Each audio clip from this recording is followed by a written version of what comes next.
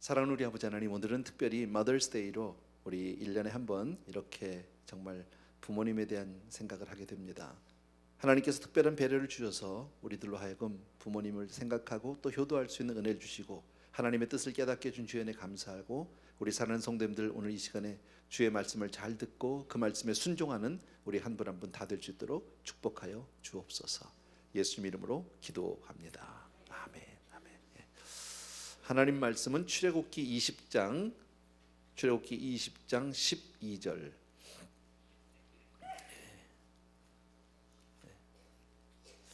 저는 이렇게 우리 교회 성경을 보는 맛이 있다니까요. 나는 우리 성도님들이 다 이거 다 들고 다니면 좋겠어요. 너무 감사하고 12절, 출애굽기 20장 12절 한 절입니다. 다 같이 읽습니다. 시작. 내 부모를 공경하라. 그리하면 내 하나님 여호와가 내게 준 땅에서 내 생명이 길리라. 아멘. 우리들이 읽기 잘하는 말씀이 계명이죠. 한마디로 얘기하면 뭡니까? 부모님께 잘하고 효도하면 잘 된다, 너 복 받는다, 그 얘기죠. 이건 10계명 가운데 제5계명, 신약에 보게 되면 약속이 있는 첫 계명이다. 또 다른 말로 바꾸면 뭐예요? 하나님이 개런티한다, 내가 책임지고 복주겠다, 그 얘기죠. 여러분, 그러니까 참 감사한 일이죠. 근데 제가 여러분도 아시다시피 최근 들어서 저희 장모님과 어머님이 이제 거의 비슷하게 천국을 가셔서 말씀을 준비하다가 이런 생각이 문득 들었어요. 10계명 가운데 다른 계명들은 혹시 내가 오늘 범했을지라도 내일 회개하고 다시 지킬 수 있어요. 근데 이 5계명은, 부모를 공경하라는 이 제5계명은 어느 날 갑자기 나하고 상관이 없는 계명이 되더라고요. 내 부모를 공경할 수 있는 부모가 없어요. 이런 일이 있더라고. 그래서 우리 학교 다닐 때 어렸을 초등학교인가 중학교인가 잘 기억은 안 나지만 왜 그 시조 생각나세요? 송강 정철인가 하시는 분 있죠. 부모님 살아신 제 섬기기를 다하여라. 한 번 가면 뒤에 가신 뒤에 애달프다 어이하리, 이런 시조가 있었어요. 부모님 살아계실 때 섬기기를 다해라. 생전에 고쳐 못할 일은 이뿐인가 하노라.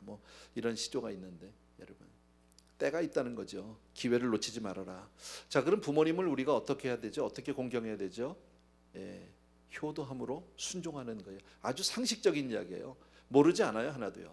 근데 성경에 보면 내 부모를 공경하라는 말은 있어도 내 자식을 사랑하라는 말은 없어요. 왜냐하면 자식 사랑은 그냥 내추럴리 돼요.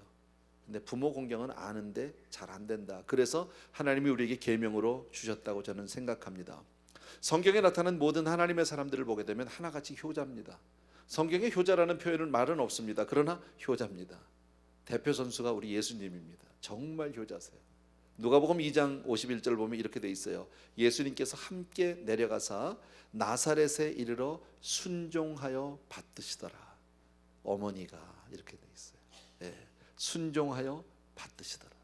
우리가 잘 아는 대로 예수님이 십자가에서 그 고통 가운데 마지막 고통하시면서 마지막으로 하신 말씀이 뭐예요? 요한을 쳐다보면서 내 어머니라. 자기 어머니 마리아를 향해서 요한에게 부탁하는 그 말을 하고 계시잖아요. 그런 걸로 보면 예수님은 정말 효자셨다라는 것 알 수 있어요. 노아의 집을 생각해 봤어요. 아들이 셋이 있잖아요. 아들이 하나가 좀 나중에 잘못되긴 했는데 효자야, 내가 볼 때는요. 왜냐하면 노아가 방주를 120년을 지었어요. 그죠? 그 긴 세월 동안 자식들이 반대하고 말 안 듣고 안 도와주면 혼자서 질 수 있을까요? 근데 그 순종이라는 게 쉬운 순종이 아닌 게, 그 당시까지 노아 때까지는 비가 내린 적이 없어요. 이 세상에 개념이 없어요. 그런데 그것도 배를, 그 방주를, 큰 방주를 짓는데 산 꼭대기에다 지어요. 아버지가 아들 셋 데리고 와서 이거 하라고 내가 시킨 대로 벽에다 배 만들고 나무 비워오고 여기서 못질하라 그러면 그거 어느 아들이 하겠냐고. 근데 이들이 순종했다라는 거죠. 또 배가 다 지어졌어요. 예를 들어서 그러면서 보따리에다 싸가지고 다 들어오라고 했을 때, 아이고 됐어요 아버지나 들어가. 난 거기 짓는 것까지는 내 몰라도 들어가는 건 못하겠습니다. 얼마든지 그럴 수 있는 상황이 돼요. 근데 그 아들들이 다 들어갔다는 걸 봐서 효자다, 그런 생각이 들었어요. 방주 이제 홍수가 끝난 이후에 노아가 좀 실수는 했죠. 그죠? 술을 좀, 약주를 좀 과하게 드셨어. 그리고 좀 부끄럽게 됐어. 그랬더니 누구죠? 야벳과 셈은 가서 아버지의 부끄러움을 덮어드렸어요. 그리고 복을 받았어요. 근데 함이 그 아버지의 부끄러움을 드러냈잖아요, 나가서. 그리고 나서 그는 저주받았어요. 단편적인 거지만 효도하는 아들은 잘 되고 효도하는 아들은 복을 받지 못한다, 벌을 받는다라는 것도 우리가 생각해 볼 수 있고요. 또 아브라함의 아들 이삭을 생각해 볼 수 있겠죠, 여러분. 어느 아침에 아브라함이 이랬을 것 같아요. 이삭아, 너 아버지하고 어디 좀 가자. 그때 대부분의 아들은 어떻게 나올까요? 아버지 어디 가는데? 이렇게 나올 것 같아요. 아빠 어디 가? 너 나하고 좀 갈 데가 있다. 아 됐어요, 아버지 혼자 갔다 오세요. 나 오늘 친구 만나야 돼요, 바빠요. 얼마든지 그런 상황 아닐까요? 더군다나 그때의 아버지를 따라 나서는 이삭의 나이는 신학자들이 대개 성경학자들이 볼 때는 15, 6살이에요. 한참 사춘기예요. 참고로 여러분 아시죠? 사춘기 아들하고 아버지하고는 사이가 좋다 안 좋다? 거의 안 좋아. 거의 안 좋아요. 사춘기 나이에 아이들이 아버지하고 노는 것을 좋아한다 안 좋아한다? 안 좋아해. 친구 좋아해. 어디 가자 따라갈 수 있어요, 잠깐요. 근데 사흘길이에요 이게, 그죠? 집에서 나와서 모리아산까지 사흘을 가야 되는데 웬만한 아들 같으면 조금 가다가 아버지 나 됐어, 나 친구 만나러 갈래, 나 바빠, 그렇게 멀리는 못 가 이러고 갈 수 있는데 이삭은 갔다는 거지. 끝까지. 효자 아니야? 산에 올라가는데 거기다가 또 나무까지 지고 올라오라는데 다 해. 가서 단 쌓아놓고 올라가라는데 거기 올라가 묶여 있어. 이거 보통 아들 아니죠. 그러니까 하나님의 복을 받을 수밖에 없지 않을까 이런 생각 해봤어요. 요셉, 그 유명한 사람이죠, 여러분. 성경에서 뭐라고 하냐면 그가 부모를 모실 때까지 그에게는 기쁨이 없었다라고 이야기해요. 솔로몬, 열왕기상 2장에 보게 되면 나오는데요. 그가 왕좌에 올랐어요. 왕이 됐어요. 근데 그 어머니 밧세바가 아들 왕을 만나러 왔더니 그 솔로몬이 왕좌에서 내려가서 어머니께 경배했더라 그랬어요. 왕인데 자기는요. 그 어머니에게 얼마나 잘했는지 몰라요. 근데 다윗의 아들 가운데 아주 잘생긴 아들이 하나 있지, 그잖아요. 잘생긴 아들이 있어요. 압살롬. 요즘 말로 하면은 저기야, 내 일부 때 알았는데요. 정우성이야. 정우성 아세요? 정우성이라는 배우가 있어요. 잘생긴 배우가 있는데 제가 그분을 저 일부에 배용준을 했더니 너무 늙었더라고. 배용준 이름이 좀 젊은 사람으로 가야 돼서 우리 김재호 목사님이 옛날에 영화계에 있었어요. 부감독인가 뭐 조감독인가 그랬어요. 그 유명한 감독 밑에서. 그러니까 이제 젊었을 때인데 그 부인이 우리 손지은 전도사님이잖아. 전도사님이 그때 정우성 씨 한번 만나는 게 꿈인 거야. 너무 만나고 싶은데 뭐 어려운 일이 아닌 거야 그건요. 그래서 만났다는 거 아니에요. 그래서 이제 김재호 그때 감독을 통해서 만났대요. 와, 근데 그때 그 정우성이라는 사람 앞에 갔더니요 심장이 터질 것 같더래. 근데 압살롬이 그렇게 잘생긴 사람인 거예요. 정말 뭐 성경을 보면 정말 잘생겼어요. 근데 그는 그 잘생김과 그 모든 부모로부터 받은 그런 정말 그 뭐라 그럴까 그 모든 유익을 통해서 결국은 부모를 반역하죠. 그리고 압살롬의 죽음은 어떻습니까? 아주 비참한 최후를 맞고 말지요. 그리고 성경에 보면 압살롬의 묘를 지나가던 사람들이 모두 다 돌을 던지고 침을 뱉어 저주했다고 그랬어요. 부모에게 효도하지 못한 아들, 부모에게 반역한 아들의 최후가 어떤지를 보여주는 한 가지 예라고 볼 수도 있다라는 겁니다. 사실 우리도 다 부모를 모시고 또 부모가 돼보기도 하지만 사실 부모님을 이해한다는 것은 그렇게 쉬운 일만은 아닌 것 같아요. 때로는요. 나이가 들어가면서 좀 이해는 되는데요. 젊어서는 쉽지 않았어요. 여러분도 마찬가지고 저도 그랬고요. 왜냐하면 어느 집도 마찬가지, 부모가 자식을 낳으니까 세대 차는 자연히 생길 수밖에 없고요. 그죠? 배움도 차이가 있어요. 뭐 못 배우고 잘 배우고를 떠나서 시대적으로 옛날 배움이라는 게 이제 오면 별게 아니니까 어떻게 보면요 무용지물이 되니까요. 사고 방식 당연히 다르고 생활 방식 당연히 다르죠, 여러분. 사회적인 변화도 많이 있었고요. 그러니까 아무래도 뭐 옛날 사람이니까 옛날 사고 방식이나 생활 습관으로 살 수밖에 없잖아요. 제가 전에도 뭐 몇 차례 말씀드렸는데 저는 이제 우리 어머니는 밥은 그러니까 빵은 밥이 아니에요. 우리 어머니는요 과거에. 근데 저는 아침에 토스트와 이렇게 커피 한 잔 먹는 걸 좋아한단 말이에요. 그러면 이제 물어봐요. 밥 먹었냐? 저 빵 먹었어요. 그럼 밥 먹어라. 저 빵 먹고 왔는데요. 아니 밥 먹어라 차려놨나? 빵 먹었다니까요. 빵이 무슨 밥이냐? 밥 먹어라. 이거 아침에 한 20번 하면 돌아요. 그런 기억이 있어요. 또 제가 어머니 오래전 얘기긴 한데요. 그 우리 어머니가 특별히 뭐 그런 전에 이 얘기도 했는데요. 어쨌든 이게 잘 안 돼. 변화가 뭐랄까 전기나 TV 이런 게 잘 안 돼. 그러니까 라디오 코리아 듣는 라디오 따로 있고 복음 방송 듣는 라디오가 따로 있었어. 이게 채널 변화가 안 돼. TV를 보신데 옛날에 VCR 있잖아요. 드라마. 드라마 보는 거에서 제가 가르쳐 드리죠. 어머니 이렇게 해서 요거 누르고 요 버튼 누르고 요 버튼 누르면 요게 TV로 가고 요걸 이렇게 누르면 요게 VCR 그렇게 하고 트시면 돼요. 수백 번 가르쳐 드는데 안 돼. 그래서 결국은 어떻게 했냐면 TV 보는 TV 따로 있고 비디오 보는 테레비가 따로 있어. 우리는 또 두 개 놨어. 그런 거. 그럼 내가 얼마나 답답했는지 몰라. 이걸 뭐 막 갖다 막 거기다 색칠도 해드리고요. 제가 테이프도 막 색깔 있는 빨간 테이프도 갖다 붙여드리고 막 그랬어요. 제가 제일 많이 어머니 때문에 불려다닌 게 뭐냐면요. 테레비 고장 났다예요. 얼마 전까지만 해도 그게 제일 많았어요. 근데 왜냐하면 요새는 더 복잡한 게 이게 HDMI 1, HDMI 2 뭐 이런 거 있지. 이거 모르는 사람 다 우리 어머니 쪽이야. 근데 본인도 모르게 그걸 누르는 거예요. 그 버튼을요. 그럼 이게 얼트가 쓱 다른 데로 채널이 가버리면 소스가 바뀌어버리면 아무리 해도 안 나오잖아요. 그러니까 테레비 고장 난 거지 우리 어머니는요. 이제 그러면 이제 저는 가야 되는 거죠. 뭐 저만 그런 게 아니에요. 다른 우리 장로님 중에도 그런 분이 계세요. 이건 뭐 어쩔 수 없어요. 근데 그게 어머니 얘기만은 아니에요. 제가 오래전에 제 딸애가 이제 결혼하고 나서 얼마 뒤에 제 아내하고 둘이서 우리 LA 나갔다가 잠깐 딸네 집에 들렸어. 그때 아파트 살 때인데 들렸어요. 가니까 애들이 없어. 있는 줄 알았는데 가니까 전화했더니 한 30분 걸리면 들어온대. 그래서 좀 기다렸다고. 무료하잖아. 그래서 텔레비라도 좀 켜보려고. 근데 얘네 집에 뭐가 많아. 컨트롤 이게 리모컨이 아무리 눌러도 안 나오네 이게. 아세요? 못 틀겠더라고. 그래서 결국 못 봤어. 그러니 뭐 그 어머니나 저나 다를 게 뭐 있어요, 여러분. 그래서 부모님을 이해해드리자. 아멘. 뭐 대단히 아멘일 건 없지만 우리가 다 이해할 수 있는 거예요, 여러분. 또 어머니 모시면서 제가 연세가 많아지면서 조금 어린아이 같아지기도 하고요. 잘 삐지세요. 나이 드시면 이렇게 노여움이 생기는 것 같아요. 뭐 저도 그렇게 되겠죠. 그러나 그렇게 어린아이 같기도 하고 좀 노여움도 잘 타는 어머니라 할지라도 자식들이 죽을 때까지 따라갈 수 없는 한 가지가 있어요. 그게 뭐냐면 자식을 사랑하는 마음은 죽을 때까지 가도 못 쫓아가요. 여러분, 자식 사랑하는 마음은 공부해서 되는 문제가 아니에요. 컴퓨터나 텔레비 잘 킨다고 되는 문제도 물론 아니고요. 노력한다고 되는 문제도 아니에요. 죽었다 깨도 자식은 어머니가 자식을 사랑하는 그거 따라갈 수 없다라는 거예요. 부모는 자식을 위해서 평생 바쳐서 살잖아요. 모든 것 다 희생하잖아요.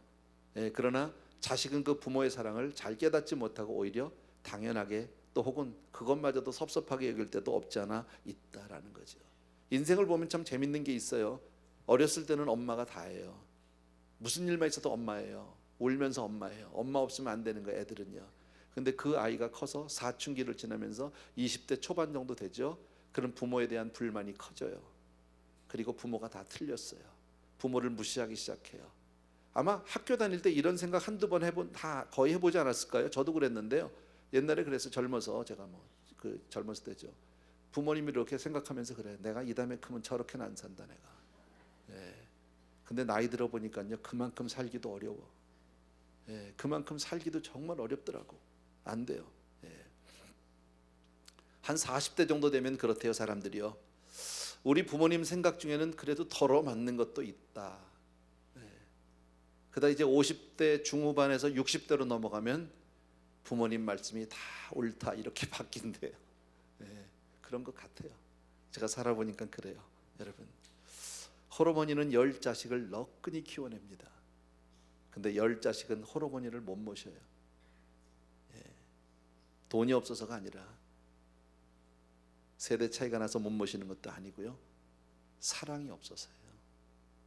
부모가 자식을 사랑하는 그만큼의 사랑이 없어서 모시지 못한다라는 거예요. 그러나 어머니의 그 사랑은 세대 차이를 극복합니다. 여러분, 정말 그 무엇도 다 뛰어넘을 수 있는 것, 다 덮을 수 있는 것이 바로 어머니의 사랑인 줄로 그렇게 믿습니다. 성경은 한마디로 우리에게 이렇게 말씀합니다. 효도가 없는 믿음은 가짜 믿음이다. 예. 성경에 그런 구절은 없어요. 그러나 내용은 그래요. 효도 없는 믿음은 가짜예요, 여러분. 예, 아까도 말씀드린 성경에 나온 모든 믿음의 사람들은 하나같이 다 효도하는 사람들이에요. 불효하면서 하나님을 잘 믿는다? 그건 거짓말이라는 거죠. 보이는 부모도 잘 못 섬기는 사람이 어떻게 보이지 않는 하나님을 잘 섬긴다고 얘기하느냐? 그거는 스스로를 속이는 자다라고 그렇게 요한일서에서 우리에게 말씀합니다. 예.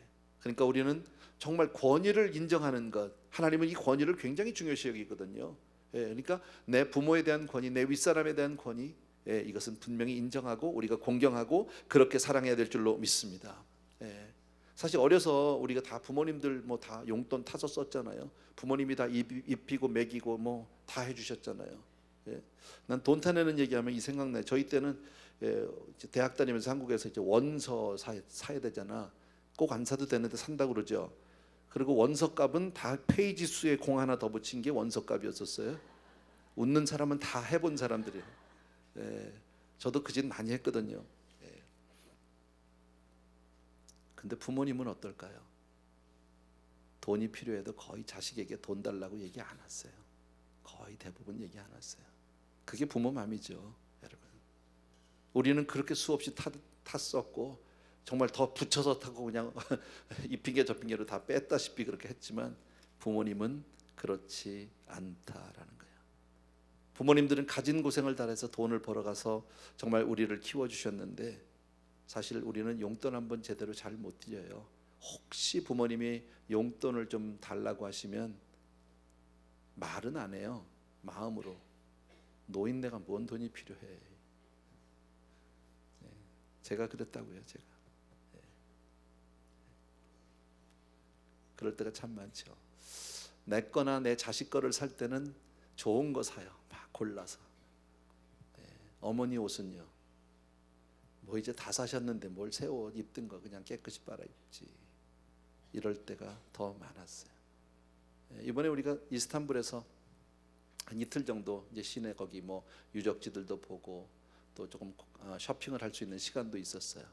가서 뭐 이것저것 사는데 뭐 제가 딸 것도 하나 사고 사위 것도 하나 사고 사위 거를 샀어요, 장로님. 제 마음에 슬쩍 지나가는 게 어머니 하는 생각에서 어머니 하나. 근데 안 계셔요. 처음이셨어요. 근데 제가 그 마음이 이제까지 어머니가 생존해 계실 때 내가 어머니 거를 뭘 사겠다는 생각을 해본 적이 없었어요. 애들 거는 늘 생각을 했어요. 손자들 것도 생각하고. 근데 어머니가 안 계시니까 갑자기 마음에 어머니 거를 하나 사야, 스카프를 이렇게 하나, 어머니 거 안 계시더라고. 네. 어쨌든 성경은 우리에게 효도하라고 그러거든요. 네. 신명기 21장 18절에서 21절까지를 잠깐 보십시오. 신명기 21장 18절에서 21절 같이 한번 한 목소리로 읽습니다. 시작. 사람에게 완악하고 패역한 아들이 있어 그의 아버지의 말이나 그 어머니의 말을 순종하지 아니하고 부모가 징계하여도 순종하지 아니하거든 그의 부모가 그를 끌고 성문에 이르러 그 성읍 장로들에게 나아가서 그 성읍 장로들에게 말하기를 우리의 이 자식은 완악하고 패역하여 우리 말을 듣지 아니하고 방탕하며 술에 잠긴 자라 하면 그 성읍의 모든 사람들이 그를 돌로 쳐 죽일지니 이같이 내가 너희 중에서 악을 제하라 그리하면 온 이스라엘이 듣고 두려워하리라. 조금 무서운 얘기인데 무슨 얘기입니까? 어느 가정에 아들이 있습니다. 이 아들이 근데 너무 말을 안 들어요. 아주 못돼 먹었어. 그냥 부모님이 암만 야단을 쳐도 들은 척도 안 해. 콧방귀도 안 치고 맨날 나가서 그냥 방탕한 삶을 산단 말이죠. 하다 안 되면 어떡하라고요? 아들을 끌고 장로님한테 와서 얘기하래요. 장로님들한테 이 아들이 이래요. 아무리 해도 안 들어요. 말을 안 들어요. 그러면 그 다음에 장로님은 어떡하라고요? 마을 사람들 다 모여서 돌로 쳐 죽이라고 얘기해요. 오늘 우리가 읽었던 본문은 바로 그 내용이에요, 여러분. 여기서 우리가 배울 수 있는 내용이 뭘까요? 부모에게 효도하지 않고 부모를 소중히 공경하지 않는 것은 단순히 가정 내 문제가 아니에요. 사회의 문제라는 것을 알 수 있어요, 여러분. 만약에 이것이 단순히 가정 내의 문제라면 집안에서 벌 주면 돼요. 집안에서. 근데 왜 이것을 동네 마을에 가서 온 마을 사람들이 돌로 쳐 죽이라고 했을까요? 그리고 그 다음에 이같이 너희 중에서 악을 제하라라고 얘기했습니다. 사회 악이다. 여러분, 신명기가 기록된 시대는 시대적으로 고대 사회예요. 그죠? 이 고대 사회 때는 국가의 힘이 영토에 있지 않아요. 왜 그러냐면 당시에 땅은 널렸어요. 가서 그냥 말뚝 꽂으면 내 땅인 거예요. 사실은 그 당시에 국가의 힘은 어디 있느냐면요, 인구에 있어요. 사람 숫자에, 머리 숫자예요. 누가 더 많으냐, 누가 사람이 많으냐예요, 여러분. 그런데 그 중에서도 특히 어떤 사람이 많아야 합니까? 어린아이나 여자나 노인은 빼고 남은 청년층이 많아야 되는 겁니다. 중장년층이 많아야 되는 겁니다. 그게 국력이거든요. 근데 그렇게 소중한 청년 하나가 부모에게 불효하면 어떡하라고요? 그렇게 소중하다 할지라도 국가의 힘이 될 수 있는 그 청년이라 할지라도 쳐 죽여라. 그것이 오늘 성경이 말씀해 주는 효에 관한 이야기다라고 볼 수 있어요. 그러니까 때려 죽일 만큼, 온 마을 사람들이 때려 죽일 만큼 그렇게 벌을 줄 수밖에 없다면 불효가 얼마나 큰 죄악이고 얼마나 큰 문제라는 것을 우리는 분명히 알아야 한다라는 겁니다. 여러분, 불효는 한 개인의 문제뿐 아니라 사회를 불행하게 만든다. 그래서 이 같은 죄악을 없애야 한다. 여러분, 부모님 잘 모셔야죠, 여러분. 근데 부모를 가장 불행하게 만드는 존재는 불효자식이에요. 사실은요. 돈이 없어서도 아니고 환경이 어려워서도 아니에요. 여러분, 다 가져도 자식이 불효하면 그 부모는 정말 불행한 사람이에요. 얼마나 힘들지 몰라요. 겉으로 내색은 안 할지 모르지만 그 속으로 썩어 들어가는 것은 그 누구에게도 말할 수 없어요. 사실 부모는 자기 자식을 생명을 다해서 사랑했어요. 생명까지도 정말 아끼지 않고 그렇게 사랑했는데 그 사랑한 자식이 자기를 배반했다? 얼마나 힘들까요? 그렇죠? 과거에 우리 그런 뉴스들을 본 적이 있습니다. 한국에서 치매 부모를 가다 버리는 거죠. 같이 여행 가자고 해서 멀리 가서 딴 동네 가서 버리고 슬그머니 오는 거죠. 치매니까 어차피 못 찾아온다. 그래서 가서 버렸어요. 그래서 그 이제 길거리에서 막 방황하는 노인들을 경찰서나 이런 데서 이제 보호하면서 물어보죠. 아들 이름이 뭐냐고. 한 사람도 아들 이름을 댄 사람이 없대잖아요. 정말 모를까요? 아무리 치매라도 자기 자식 이름을 잊어버릴 수 있을까요? 아니요. 그러나 그 자식 때문에, 자식을 위해서 그 이름을 얘기 못하는 거죠. 끝까지. 자살하는 노인들, 여러분 왜 그럴까요? 가장 많은 이유가 여러 이유가 있겠지만 가장 큰 이유는 저는 그렇게 생각해요. 자기 자식에게 배신당하고 불효하면 삶의 의미가 없겠죠, 여러분. 어떻게 하면 부모님을 우리가 잘 공경할 수 있을까? 물론 경제적으로 우리가 도와줄 수 있으면 도와드려야죠. 도와줄 수 있으면이 아니라 당연히 도와드려야죠. 그게 맞는 거죠. 사실 다 힘들어요. 요즘에 젊은이들 보면 힘든 거 알아요. 사실 대학을 졸업하고 나와도 직장 얻기도 쉽지 않고요. 또 직장에서 월급을 받아도 요즘에 아파트 값이라든지 물가가 얼마나 비싼지 나 한 놈 가누기도 어려워요. 그만큼 힘들어요. 그럼에도 불구하고 부모님께 힘껏 도와드려야 한다. 왜? 우리는 믿는 사람이잖아요. 그렇게 하면, 부모를 공경하면 하나님이 뭐라고요? 내가 개런티한다. 내가 책임질게. 여러분, 우리는 그걸 믿는 사람 아닙니까? 내가 벌고 지금 내가 상식으로 아는 그 숫자 내에서 내가 사는 것이 아니라 하나님의 은혜로 살고 하나님의 복으로 살아야 될 줄로 믿습니다. 그래서 그렇게 살라는 거예요, 여러분. 마음 편안하게 해드리고, 또 한 가지 우리 부모님을 정말 기쁘게 할 수 있는 것은 우리가 바르게 되는 거예요. 유명해지는 게 아니고, 부자가 되는 게 아니라 바르게 되는 거예요. 유명해지는데 버닝썬 다니면 그건 부모의 기쁨이 아니야. 몰라요? 난 정말 감사해. 내가 예수 안 믿었으면요, 내가 분명히 버닝썬 갈 놈이야 내가. 그잖아요. 유명한 사람이잖아. 그 사람들 다 요새 신문에 나오는 사람들이. 근데 유명해 내 자식이. 근데 버닝썬 다녀. 그럼 뭐야 그건요? 부모의 자랑일까요? 기쁨일까요? 아니요. 정말 부모의 부끄러움일 뿐 아니라 부모의 삶의 의미조차도 다 빼앗아 버리는 그런 정말 불효 중에 불효다라는 겁니다. 효도 중에 가장 큰 효도는 내가 바르게 되는 거예요. 사람다운 사람, 하나님이 기뻐하는 사람, 믿음의 사람, 정말 이웃과 사회에 유익을 끼칠 수 있는 사람으로 간다면 더할 나위 없고요. 그래서 잠언 10장 1절에 보면 지혜로운 아들은 아비로 기쁘게 하거니와. 무슨 얘기예요? 자식이 이렇게 잘 되면 자랑이죠. 쉽게 말하면 이런 거죠. 애들이 학교 다니면서 공부 잘하면요, 어깨가 으쓱으쓱하네? 안 해봤죠? 네, 자식이 공부 잘하고 좋은 학교 들어가고 그거 같이 기쁨이 없어요, 여러분. 얼마나 큰 자랑이. 아이 뭐 하나님의 은혜죠. 다 애들이 뭐 알아서 했죠. 난 뭐 한 게 없어요. 그런데 그러면서 이렇다니까. 예, 사람이니까 기쁜 거죠. 성경도 얘기하잖아요. 아비로 기쁘게 한대. 근데 미련한 아들은 어미의 근심이니라. 잠언 17장 25절 보면 미련한 아들은 아비의 근심이 되고 어미의 고통이 된대요. 여기서 미련한 아들은 꼭 세상적인 지혜를 얘기하는 게 아니라 하나님 모르고 사는 것을 얘기하는 거죠, 여러분. 그래서 부모님께 기회를 잃지 말고 효도할 때 해야 된다. 아까 제가 말씀드렸잖아요. 5계명은 어느 날 갑자기 나와 상관이 없는 계명이 되더라고요.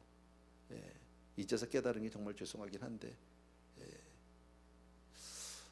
사실 우리 부모님들한테 우린 많은 사랑을 받았어요. 안 그래요, 여러분? 부모님 우리 키울 때 수천 번 기저귀, 똥기저귀 빨아가면서 우리 키웠어요. 한 번도 얼굴 찡그리신 적 없어요. 그죠? 그래도 이뻤어요. 근데 자식은요, 부모가 한두 번만 실수해도 그거 참기 어렵고 불평하기 쉬워요. 제가 요만큼 해봤어요. 조금. 돌아가시기 전에 한 몇 달. 주중에는 어머님을 돌봐주시는 분들이 와주셔서 제가 일일이 낮에만 그저 한두 번 정도 찾아뵀으면 됐었어요.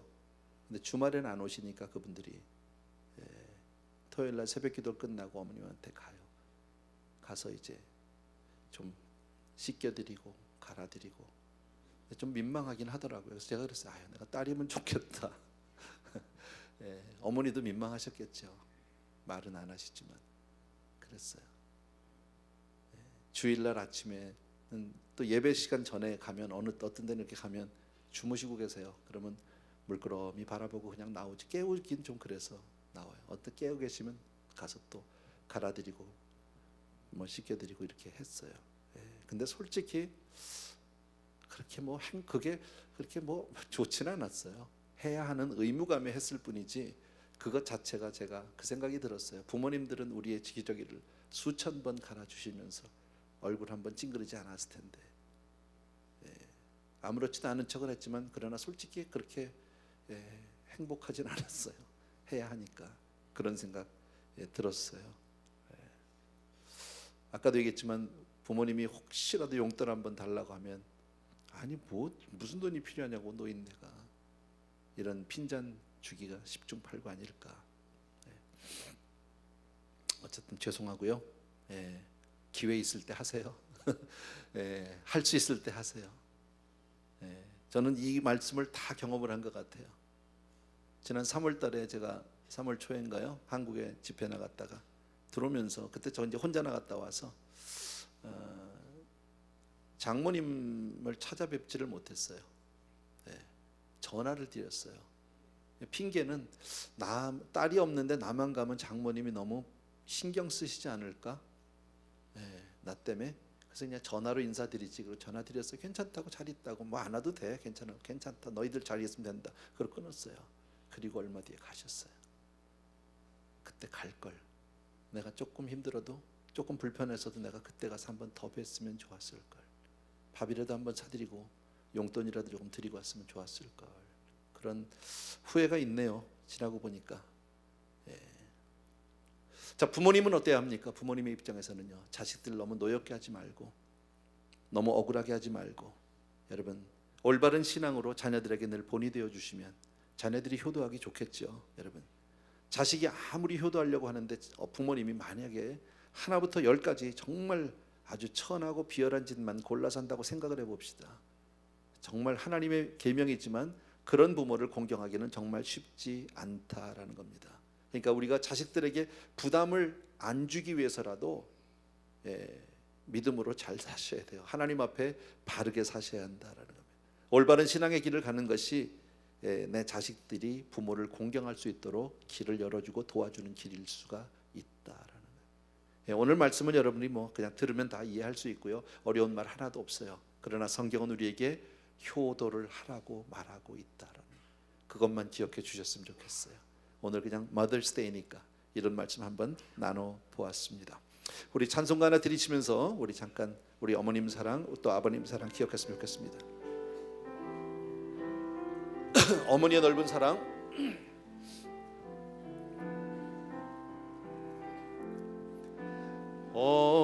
어머니의 넓은 사랑 귀하고도 귀하다. 그 사랑이 언제든지 나를 감싸줍니다. 내가 울 때 어머니는 주께 기도드리고 내가 기뻐 웃을 때에 찬송 부르십니다. 아침 저녁 읽으시던 어머님의 성경책 손때 남은 구절마다 모습 본 듯합니다. 믿는 자는 누구든지 영생함을 얻으리.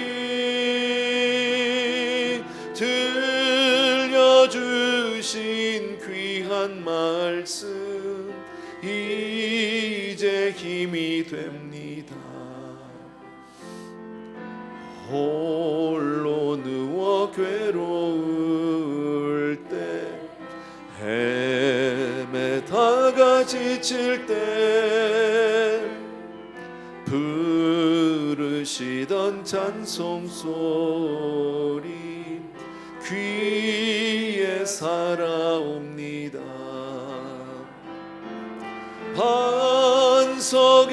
반석에서 샘물 나고 황무지에 꽃 피니 예수님과 동행하면 두려울 것 없어라. 잠시 기도하고 우리 마지막 4절 드리도록 합니다. 오늘 이 말씀 우리 하나도 어렵지 않고요. 우리가 어찌 살아야 되는 건 우리가 익히 잘 압니다. 그러나 아까 말씀드린 대로 성경은 우리에게 내 자식을 사랑하라는 명령은 없어요. 왜? 그건 누구나 다 할 수 있어요.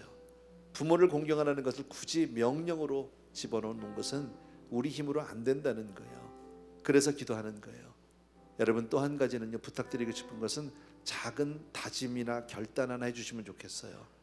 내가 그저 부모님을 잘 모셔야지, 그저 효도해야지 하는 이런 막연한 생각보다는요, 내가 한 번 정도, 일주일에 한 번 정도 더 찾아뵈야지, 혹은 내가 매일 한 번씩이라도 내가 전화해야지, 혹은 내가 용돈을 조금 더 드리든지, 아니면 내가 한 달에 한두 번이라도 어머니 아버님 모시고 내가 외식이라도 한번, 식사라도 한번 따뜻이 대접해야지 하는 그런 작은 다짐, 오늘 이 시간에 기도를 통해서 한번 해주시면 좋겠어요.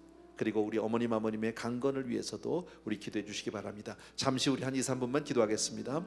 사랑하는 우리 아버지 하나님, 이 시간 주의 말씀을 듣고 우리가 그 말씀 앞에 순종자로 하나님 앞에 기도하기를 간절히 소원합니다. 나의 사랑하는 내 아버지, 오늘도 우리 사랑하는 우리 성도님들 앞에 이런 말씀을 듣게 해주셔서 부모님을 잘 섬기고, 이것이 결국은 내가 잘 되는 일이요, 내가 이 땅에서 오래 사는 길이라고 주님 말씀하고 있습니다. 사랑하는 내 아버지 하나님, 우리 귀한 성도님들 한 분 한 분이 아버지 하나님 그렇게 하나님 보시는 하나님 앞에서 효자가 되게 하시고 효부가 되게 하여 주셔서 하나님을 기쁘시게 하고 아버지 하나님 자녀를 기쁘시게 하는 그런 부모님들 다 될 수 있도록 은혜를 베풀어 주시기를 간절히 소원합니다. 작은 결단과 다짐해봅니다. 우리 삶 가운데 이렇게 한 가지를 아버지 하나님의 주여, 혹 우리 가운데 이미 부모님을 여의어서 더 이상 효도할 수 없는 사람들이 있다면 내 주변에 있는 우리 교회에 있는 많은 어르신들을 부모님 섬기듯 그렇게 섬길 수 있는 사람들 되게 도와주시기 원하고, 하나님을 정말 그렇게 믿고 아름답게 따라 하나님의 복으로 복을 받는 성도님들 다 되게 하여 주시옵소서. 감사하고 예수님 이름으로 기도합니다. 아멘. 조용히 일어나셔서 우리 마지막 사절합시다. 온유하고 겸손하며 올바르고 굳세게 어머니의 뜻 받들어 보람 있게 살리라.